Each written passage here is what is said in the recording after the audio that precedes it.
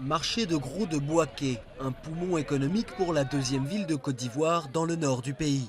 On y trouve tous les produits agricoles régionaux, un atout qui a fait la réputation de la ville et qui permet notamment de lutter contre l'insécurité alimentaire. L'ensemble des flux au niveau du marché de gros s'élève à peu près à 450 000 tonnes par an.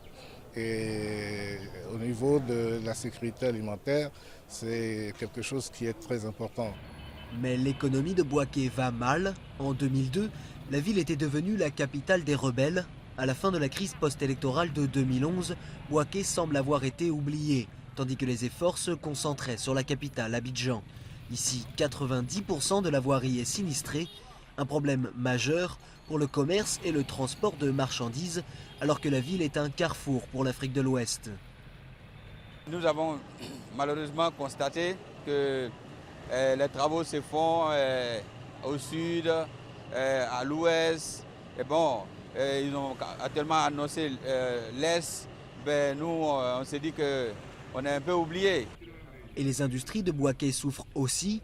L'usine de Gonfreville était la première et la plus grande usine de textile en Afrique de l'Ouest. Après 10 ans de crise politique, l'entreprise FTG est passée de 1100 salariés à 250. Sa production a été divisée par 7. On avait des ateliers qui étaient très bien équipés avec des machines modernes. Mais avec la situation de 2002 jusqu'à aujourd'hui, on n'a pas pu faire d'investissement, on n'a plus de pièces de rechange.